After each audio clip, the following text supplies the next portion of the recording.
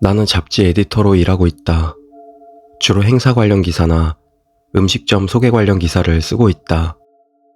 내가 직접 취재를 부탁할 때도 있지만 독자에게 얻은 정보를 바탕으로 취재에 나설 때도 있고 가게 쪽에서 연락을 취해 기사를 내달라고 할 때도 있다.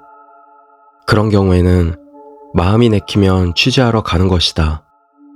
다만 딱히 가게를 정하는데 기준이 있는 것은 아니고 이 가게라면 기사거리가 있을 것 같다는 감에 따라 움직이는 것이 대부분이다. 어느 날 마감이 한창인데 새벽에 일이 끝나 한가해진 터였다. 다들 어딘가로 놀러 가거나 취재를 하러 나가서 편집부에는 사람이 거의 없었다. 나는 딱히 어디 갈 곳도 없고 뭐 재미있는 일 없을까 하는 생각에 그날 도착한 독자 엽서를 읽고 있었다. 그중 봉투 하나에 사진 한 장과 편지가 들어 있었다.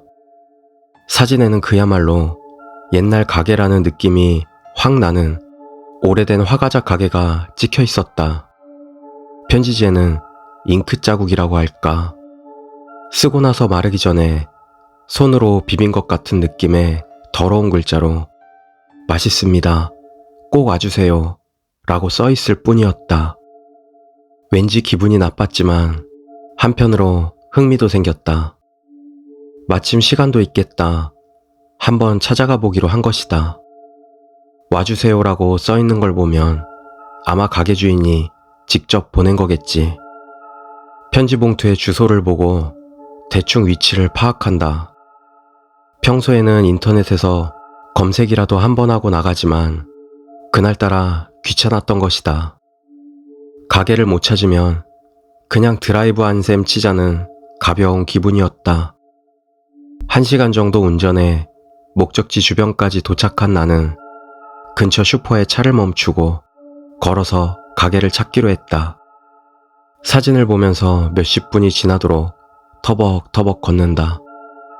아마 이쯤이다 하고 싶어서 여기저기 둘러보지만 그곳은 그저 한적한 주택가라 화과자집 같은 건 보이지 않았다.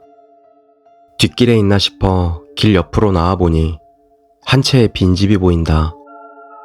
덧문은 닫혀있지만 뜰은 몹시 황폐해져서 잡초투성이다. 누가 봐도 한눈에 폐가다 싶은 집이다. 기분이 나빠져서 눈을 돌리는데 문득 위쪽에서 시선이 느껴진다. 깜짝 놀라 그쪽을 바라보자 2층에 방 하나만 덧문이 닫혀있지 않은 창문이 있었다. 설마 사람이 있는 건가 생각하자 기분이 나빠져서 거기서 벗어나기로 했다. 하지만 한동안 주변을 찾아봐도 사진 속의 가게는 역시 찾을 수 없었다. 그대로 걷는 사이 주소와는 꽤 떨어진 상가까지 와버렸다. 나는 근처 슈퍼에 들어가 주스를 사는 김에 가게 주인 할아버지에게 사진을 보여주며 물어봤다. 할아버지는 사진을 보자 의아하다는 얼굴로 한동안 골똘히 생각하다가 생각이 났는지 외쳤다.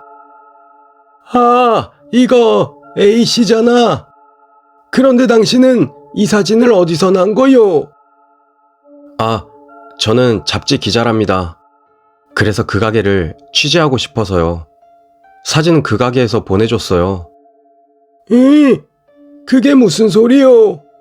이 가게 10년 전에 불이 나서 타버렸는데. 네? 그럼 가게 주인분은? 내외가 모두 그때 사고로 불에 타 죽었어.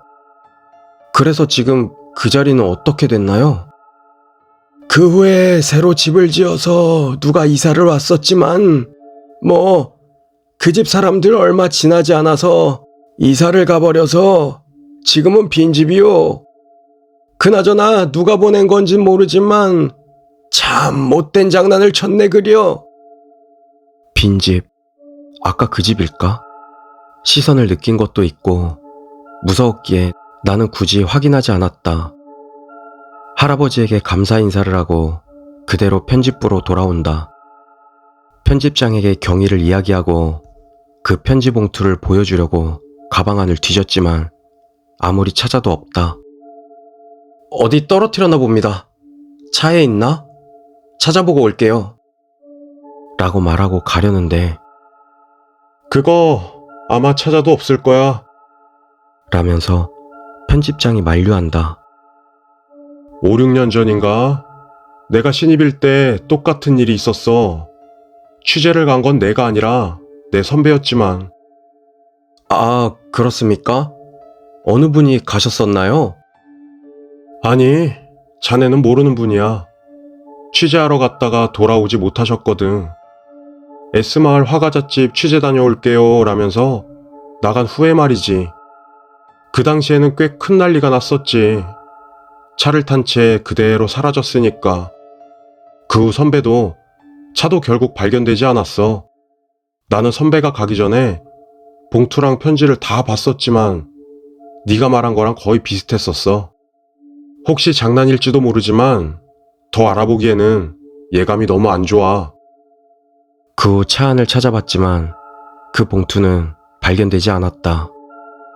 누가 그 봉투를 보냈는지, 왜 그 선배가 사라졌는지, 왜 나에게 그런 편지가 왔는지 아직도 모든 것이 의문투성이다.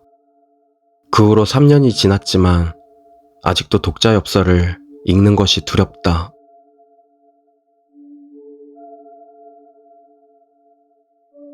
이해하면 무서운 이야기, 허수아비. 시골로 온 뒤로는 거의 매일 혼자다. 오늘도 할 짓이 없어 늦게까지 책상에 앉아 공부하는데 저 멀리 밭에서 하늘거리는 긴팔의 허수아비 같은 것이 보였다. 시골이라 허수아비가 흔하긴 하지. 그나저나 아까부터 조금씩 비가 내리더니 갑자기 후두둑하고 쏟아지기 시작한다. 게다가 강한 바람까지. 엄마가 오늘은 비바람이 엄청나게 온다고 했는데 무섭다. 커튼을 치려고 창문에 가까이 갔다. 왠지 허수아비가 조금 더 커 보이는 것 같은데. 해석. 나무가 뽑힐 정도로 강한 비바람이 불었는데 허수아비는 멀쩡하다. 그리고 더 위험한 것은 그 허수아비 같은 물체가 이곳을 향해 점점 오고 있다는 것이다.